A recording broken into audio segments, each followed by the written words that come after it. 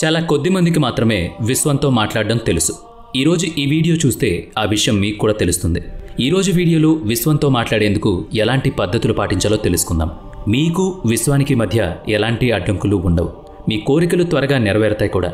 ఇది ఏం కోరుకుంటే అది మీ సొంతం చేస్తుంది. మీరు చెప్పేవి మేం వింటున్నవి ఇవన్నీ తెలిసినవే కదా అనిపిస్తుంది, కానీ మీకవి తెలియదు. ఇప్పుడు చెప్పే అన్ని విషయాలు మీకు తెలియవు.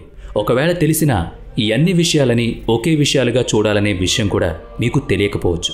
ఏంటి, కన్ఫ్యూజన్గా ఉందా? ఎందుకంటే ఈ రకరకాల విషయాలన్నీ ఒకే చోట దొరికే అవకాశం మీకు దొరకదు. ఒక విషయం ఒక చోట దొరుకుతుంది. కొద్దిమంది మీకు కొన్ని విషయాలు చెప్పొచ్చు, మరికొద్ది మంది ఇంకొన్ని విషయాలు చెప్పొచ్చు. అందుకే ముందుగా ఇవన్నీ పక్కన పెట్టి ఈ విశ్వం ఎలా పనిచేస్తుందో తెలుసుకుందాం. ఆ తర్వాత మిగతావన్నీ మీకే అర్థమవుతాయి. ఈ విశ్వం ఏంటి, ఈ విశ్వంలో ఏముంది? క్వాంటమ్ ఫిజిక్స్ గురించి చెప్పాల్సి వస్తే ఇదొక ఎనర్జీ. మీరు కూడా ఒక శక్తి, విశ్వం కూడా ఒక శక్తి. మీరు విశ్వంలోని శక్తిలో ఒక భాగమే. విశ్వం మీ తండ్రి, మీరు ఆ విశ్వానికి బిడ్డ. మీరు విశ్వం, ఈ రెండు ఒకటే. విశ్వంలో వేలాది లక్షలాది పదార్థాలు మనకు కనిపిస్తాయి. అన్ని చోట్ల ఏదో ఒక శక్తి నడుస్తూనే ఉంటుంది. విశ్వం బిడ్డలే మనమంతా. తల్లిదండ్రులు పిల్లలకు చెప్పినట్లుగానే తినండి, పడుకోండి, లేవండి అన్నట్టుగానే విశ్వం కూడా మానవ సమూహానికి అలాంటి సిగ్నల్స్ ఇస్తూనే ఉంటుంది. విశ్వం కూడా అలాగే ప్రతి విషయం ప్రత్యక్షంగాను పరోక్షంగాను అనేక విషయాలు డైరెక్ట్ చేస్తూ ఉంటుంది. విశ్వం అనేక విషయాలు చెబుతోంది. ఈ వీడియో చూస్తున్న ప్రతి ఒక్కరూ గురువుల అనుగ్రహంతో, విశ్వం యొక్క ఆశీర్వాదంతో ఐశ్వర్యవంతులవుతారుగాక. తదాస్తు.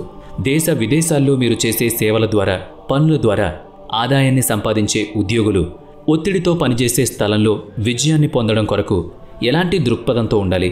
గవర్నమెంట్ ఉద్యోగం చేసేవాళ్ళు, ప్రైవేట్ రంగంలో పనిచేసేవాళ్ళు, ఆర్థిక రంగంలో, బ్యాంకుల్లో, ఎల్ఐసిలో, చిట్ ఫైనాన్స్లో, ఫ్యాక్టరీస్, రియల్ ఎస్టేట్, ఇతర రంగాల్లో ఉద్యోగం చేసేవాళ్ళు, యజమానుల వద్ద పనిచేసేవాళ్ళు, ప్రతి ఒక్కరూ వాళ్ళ ఉద్యోగంలో, పనిలో ఉన్నతి కోరుకుని విజయం సాధించాలంటే ఏం చేయాలి? ఈ సిద్ధాంతం ప్రతిరోజు ప్రతి క్షణం మన జీవితంలో పనిచేస్తూనే ఉంటుంది. ఉదాహరణకి మన భూమి తిరుగుతుంది, కానీ మనం గమనించట్లేదు. అదేవిధంగా మన జీవితంలో ఆకర్షణ సిద్ధాంతం ప్రతిరోజు ప్రతి క్షణం పనిచేస్తూనే ఉంటుంది.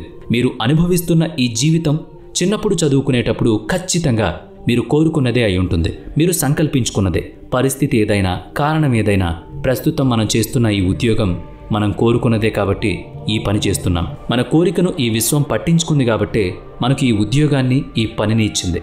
మీరు పనిచేసే సమయంలో మీకు వీలు దొరికినప్పుడు ఈ విషయాలను మనం అనుకోవాలి. అలా చేయడానికి ప్రయత్నించాలి. మీరు ఒత్తిడిలో ఉన్నప్పుడు వీటిని గుర్తు చేసుకోండి. మీరు ఖాళీగా ఉన్నప్పుడు వీటిలో ఏది నచ్చితే దాన్ని మీరు ప్రాక్టీస్ చేసే ప్రయత్నం చేయండి. మీకు నచ్చిన దాన్ని మీరు రాసుకోండి. ఆ రాసుకున్నది గుర్తు చేసుకోగానే మీ ముఖం మీద చిరునవ్వు రావాలి. నా జీవితంలో అంతా మంచి జరుగుతుందని ఏ పన్నైనా సరే మొదలు పెట్టాలి. ఇది విశ్వాసానికి కృతజ్ఞతలు. ఈరోజు ఆనందంగా మొదలైనందున విశ్వాసానికి కృతజ్ఞతలు చెప్పుకోవాలి. నేను గొప్పగా జీవించడానికి మరొక అద్భుతమైన రోజును నాకు ఇచ్చినందుకు థ్యాంక్స్ అంటూ ఈ యూనివర్స్కి థ్యాంక్స్ చెప్పుకోవాలి. ఆ విశ్వానికి కృతజ్ఞత చెప్పాలి. ఈరోజు సక్రమంగా సద్వినియోగం పరుచుకుని అద్భుతమైన జీవితాన్ని ఇచ్చినందుకు విశ్వాసాన్ని ప్రకటించాలి. ఈ మధ్యకాలంలో మీరు గనక గమనిస్తే విశ్వం అనే పదం అనేది ప్రతి ఒక్కరికి అలవాటైంది. ఎలా కమ్యూనికేట్ చేయాలనే డౌట్స్ కూడా చాలా మందిలో ఉన్నాయి. ఈరోజు మనం ఏం చేయాలనుకుంటున్నామో, ఏం చేస్తున్నామో మనం చేసిన గతం తాలూకు నుంచి వచ్చినవే. గత జన్మలో చేసిన పనుల ఆధారంగా ఈరోజు ఈ జన్మలో చేస్తున్న మన పనులు, వీటన్నిటికీ ఎవరో ఒకరు నిర్దేశం చేస్తూనే ఉంటారు. ఇప్పుడు మీరు చేస్తున్న పనులన్నీ మీరే ఎంపిక చేసుకుని చేస్తున్నట్టు అనుకుంటారు, కానీ ఇదంతా విశ్వం నిర్దేశం ప్రకారమే జరుగుతూ ఉంటుంది. ఇప్పుడు విశ్వంతో మాట్లాడేందుకు కొన్ని సూత్రాలు వినండి. విశ్వంతో లేదా దేవుడితో మాట్లాడేందుకు ఉదయం 3 గంటలకు, 4 గంటలకు లేదా 5 గంటల్లోపు మీరు నిద్రలేవాలి. దీన్ని బ్రహ్మ ముహూర్తం అంటారు. ఈ సమయంలో నెగిటివ్ థాట్స్ అన్నీ కూడా పడుకునుంటాయి. రాత్రిపూట ఎన్ని ఘోరాలు నేరాలు జరిగినా ఉదయం కల్లా అవన్నీ సర్దుమణుగుతాయి. సాత్విక శక్తులు మాత్రమే ఆ సమయంలో నిద్రలేస్తాయి. మీరు ఒక పవర్తో మాట్లాడాలి అనుకుంటే, మీ కోరికలన్నీ త్వరగా నెరవేర్చుకోవాలంటే ఉదయం నిద్రలేవండి. నెలలో 30 రోజులు లేవలేమనుకుంటే కనీసం 15 రోజులైనా ఉదయం నిద్రలేచేందుకు ప్రయత్నించండి. మిగతా 15 రోజులు మీ షెడ్యూల్ మీకు సహకరించకపోతే వదిలేయండి. కానీ ఆ రోజుల్లో కూడా కొంచెం లేట్గా అయినా ఉదయాన్నే నిద్రలేవండి. ఉదయాన్నే నిద్రలేవడం అనేది మిమ్మల్ని తెలియని పవర్కి కనెక్ట్ చేస్తుంది. ఇదంతా ఎందుకంటే మనకి ఎంత ఆలోచన ఉందో అంతవరకే అడుగుతాం. అందులో మనకి కొంతే వస్తుంది అనుకుంటే, నిజంగా మీరు కోరుకోవాలి అనుకుంటే మనస్ఫూర్తిగా కోరుకోండి.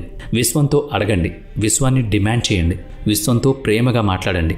మీరు దీన్ని విశ్వం అనొచ్చు, దేవుడు అనొచ్చు, పరమాత్మ అనొచ్చు, శక్తి అనొచ్చు.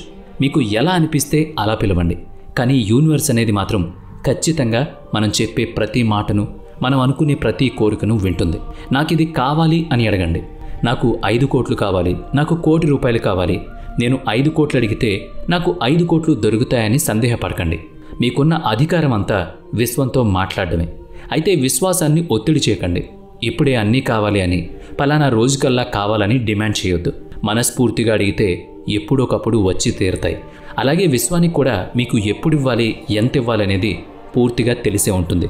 మీరు ఏం చేయాలనుకున్నారు, ఏం కావాలనుకుంటున్నారు నిరంతరం ఆలోచించండి. అదే విశ్వాన్ని కోరుకోండి. నాకు ఇది కావాలి, అది కావాలి అని మన పేరెంట్స్ని ఎలాగైతే అడుగుతామో ఈ యూనివర్స్ని కూడా అలాగే అడగండి. రాసి ఆ విషయం చెప్పాలి అనుకుంటే అలాగే రాసి చెప్పండి. మాట రూపంలో చెప్పుకోండి. ఇదంతా మీకు మీరు చేయాల్సిన పని. అలాగే మాట రూపంలోనే చెప్పండి. నమస్కరించి పూజ రూపంలో చెప్పాలి అనుకుంటే అలా కూడా చేయొచ్చు. నిర్వహిస్తున్నట్టుగానే చేయండి. ప్రేమతో అడగండి, నవ్వుతూ అడగండి.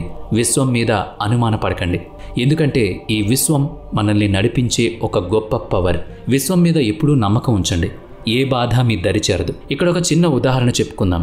స్వాతంత్ర సమరయోధుడు భగత్ సింగ్ ఎన్నో ఇబ్బందులు పడ్డారు. మనకు తెలుసు, స్వాతంత్రం కంటే ముందే ఆయన తన ప్రాణాలు కోల్పోయారు. కానీ తన మరణం తర్వాత అయినా స్వాతంత్రం లభిస్తుందని అతను గట్టిగా నమ్మారు.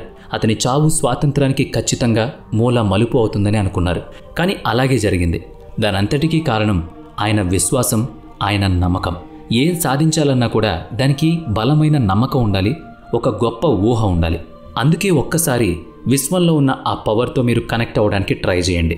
మీరు ఏదైతే అవ్వాలనుకుంటున్నారో, మీరు ఏదైతే సాధించాలనుకుంటున్నారో అవన్నీ కూడా ఒక్కసారి కళ్ళు మూసుకుని ఆ విశ్వానికి తెలియజేయండి.